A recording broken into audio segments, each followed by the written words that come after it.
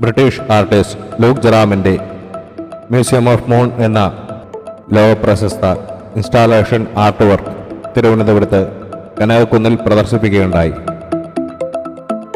കനകക്കുന്നിൽ 23 അടി വ്യാസമുള്ള ചന്ദ്രഗോളമാണ് ഉദിച്ചുയർന്നത്. നാസയുമായി ചേർന്ന് ബ്രിട്ടീഷ് കലാകാരനായ ലൂക്ക് ജെറാം ഒരുക്കിയ മ്യൂസിയം ഓഫ് ദി മൂൺ ചന്ദ്രോപരിതലത്തിൻ്റെ സൂക്ഷ്മവും വിശദവുമായ കാണാക്കാഴ്ചയിലേക്ക് നമ്മെ നയിച്ചു. മ്യൂസിയം ഓഫ് ദി മൂൺ ആദ്യമായാണ് കേരളത്തിലെത്തിയത്. 2024 ജനുവരിയിൽ ആരംഭിക്കുന്ന ഗ്ലോബൽ സയൻസ് ഫെസ്റ്റിവൽ കേരളയുടെ ആമുഖമായാണ് ഈ ഇൻസ്റ്റലേഷൻ കനകക്കുന്നിൽ ഒരു രാത്രി മുഴുവനും പ്രദർശിപ്പിച്ചത്.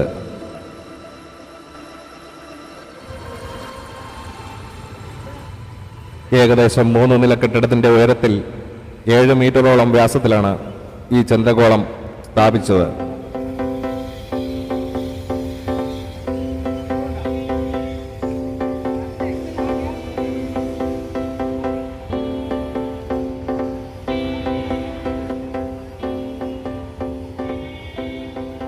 ഏഴ് മീറ്റർ വ്യാസമുള്ള ചന്ദ്രന്റെ ഗോളാകൃതിയിലുള്ള മാതൃക കേരളത്തിലെത്തുന്നതിന് മുമ്പ് വിവിധ അന്താരാഷ്ട്ര വേദികളിൽ അംഗീകാരം നേടിയിരുന്നു.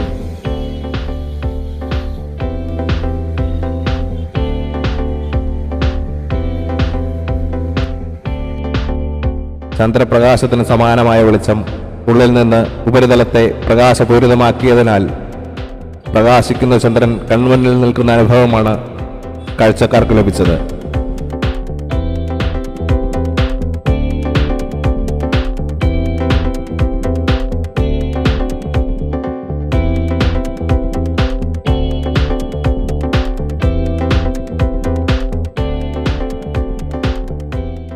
ഇരുപത് വർഷത്തോളമുള്ള പരിശ്രമത്തിനൊടുവിൽ 2016 ലൂക്ക് ജെറാം ആദ്യ പ്രദർശനം സംഘടിപ്പിച്ചത്.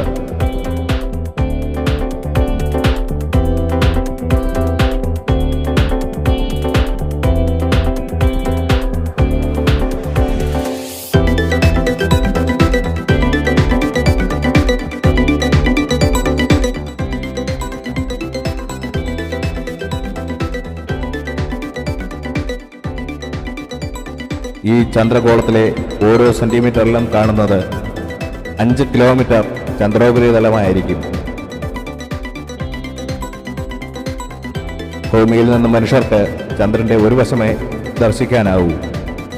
അകലെ പരന്ന തളിക പോലെ മാത്രം കാണുന്ന ചന്ദ്രനെ ടെലസ്കോപ്പിലൂടെ നോക്കിയാൽ കുറച്ചടുത്തും വലുതായും കാണാമെന്നല്ലാതെ ഗോളാകാരത്തിൽ കാണുന്ന അനുഭവം ലഭിക്കുകയില്ല. ഒരിക്കലും കാണാനാകാത്ത ചന്ദ്രന്റെ മറുപുറം ഉൾപ്പെടെ തനി രൂപത്തിൽ ഗോളാകാരമായി തന്നെ തൊട്ടടുത്ത് കാണുന്നതിനുള്ള അവസരമാണ് മ്യൂസിയം ഓഫ് ദി മൂൺ ഒരുക്കിയിരുന്നത്.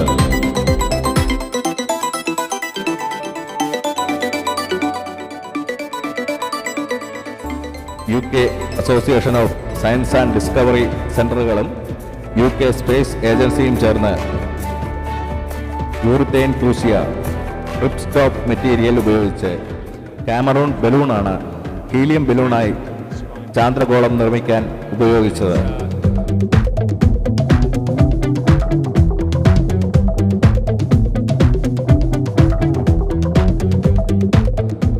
നാസയുടെ ലൂണാർ റെക്കഗ്നൈസേഷൻ ഓർബിറ്ററിൽ നിന്നുള്ള 120 dpi പ്രിന്റഡ് ഇമോജി ഉപയോഗിച്ച് ഗോളത്തിന്റെ ഉപരിതലം അലങ്കരിക്കുകയും ചെയ്തു.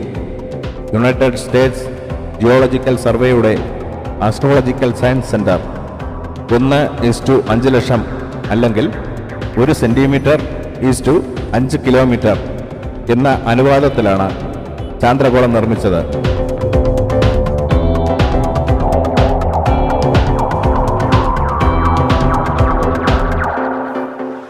ഇരുണ്ട സ്ഥലത്ത് ഇത് ഇൻസ്റ്റാൾ ചെയ്യുമ്പോൾ തിളങ്ങുന്ന ഫ്ലോട്ടിംഗ് ഓർബ് സൃഷ്ടിക്കാൻ ഗോളം ആന്തരികമായി കത്തിക്കുന്നു.